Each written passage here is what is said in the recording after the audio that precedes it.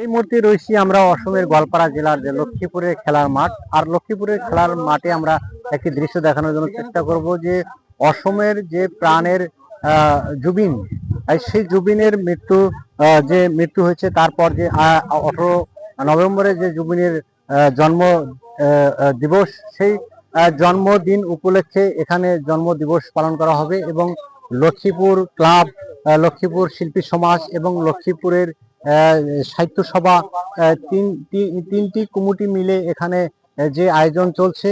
কালকে জুবিনের প্রাণের জুবিন, যে অসমের প্রাণ ছিল জুবিন গার্গ, তেনার জন্ম দিবস পালন করা হবে এবং দিনজোড়া কার্যসূচি নিয়ে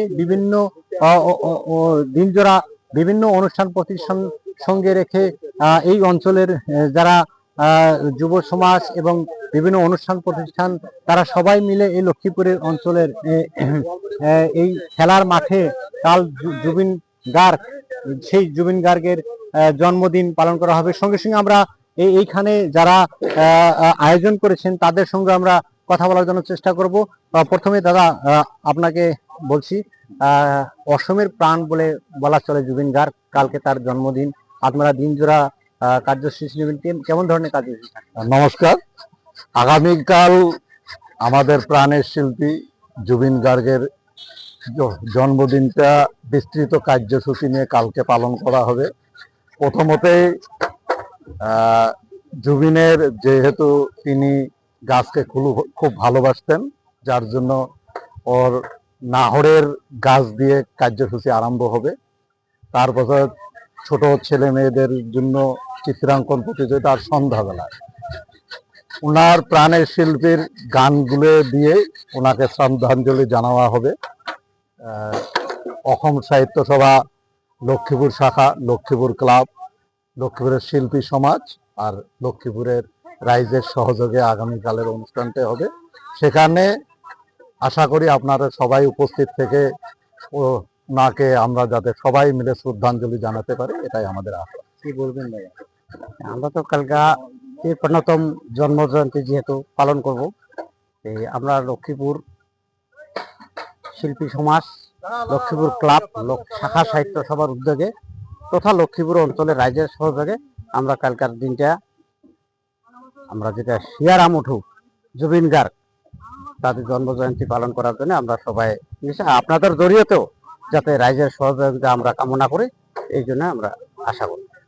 পুনরায় আমরা আরো দাদা আছে, কি বলবেন? ধন্যবাদ।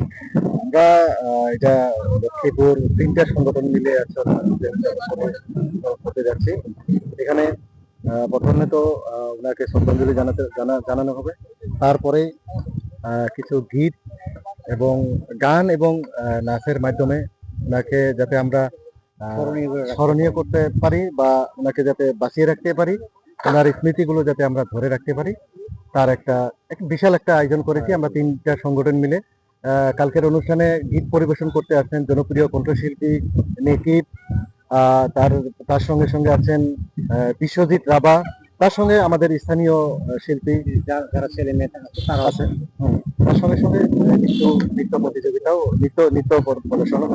তো আশা করছি আপনাদের জড়িয়েতে সবাই আসুক, আর জুবিনদার এই দিনটা, কালকের দিনটা, জন্মদিনটা সবাই একসঙ্গে মিলে আমরা যাতে পালন করতে পারি।